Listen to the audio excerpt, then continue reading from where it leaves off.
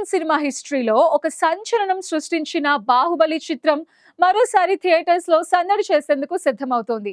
ఈ cinema release అయి 10 years అయిన సందర్భంగా రెండు భాగాలను కలిపి ఒకే చిత్రంగా ప్రేక్షకుల ముందుకు తీసుకురానున్నట్టు చిత్ర బృందం ప్రకటించింది.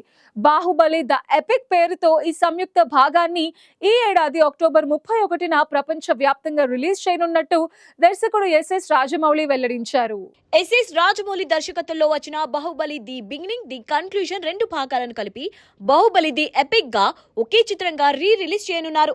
అక్టోబర్ 30న ఈ స్పెషల్ వర్షన్ ప్రేక్షకుల ముందుకు రానుంది. 6 గంటల సుదీర్ఘ కంటెంట్ ను 3 గంటలకు కుదించి కొత్త అనుభూతిని ప్రేక్షకుల ముందు అందించడం ఈ ప్రాజెక్ట్ లో పెద్ద సవాల్. అవసరమైన సన్నివేశం తొలగించకుండా అభిమానులకు కొత్త ఫీల్ కలిగేలా రాజమౌళి ఒక ప్రత్యేక ఎడిటింగ్ టీమ్ తో కసరత్తు చేస్తున్నారు. మహేష్ బాబు SSMB 29 షూటింగ్ కు బ్రేక్ దొరికినప్పుడల్లా ఈ ప్రాజెక్టు పనులను స్వయంగా పర్యవేక్షిస్తున్నారట. సెప్టెంబర్ లోగా ఎడిటింగ్ పూర్తి చేసి సెన్సార్ కు వెళ్లనున్న ఈ చిత్రం ఒక కొత్త సినిమా తీయడంతో సమానమని మేకర్స్ అంటున్నారు. ఒకవేళ Baahubali the epic box office వద్ద హిట్ అయితే దీన్ని జపాన్, చైనా వంటి దేశాల్లో గ్రాండ్ రిలీజ్ చేసే ప్లాన్ లో ఉన్నారు మేకర్స్. RRR తర్వాత రాజమౌళి సినిమాలకు అక్కడ డిమాండ్ బాగా పెరిగింది. ఈ స్పెషల్ వర్షన్ కోసం ప్రత్యేక మార్కెటింగ్ ప్లాన్ సిద్ధమవుతోంది.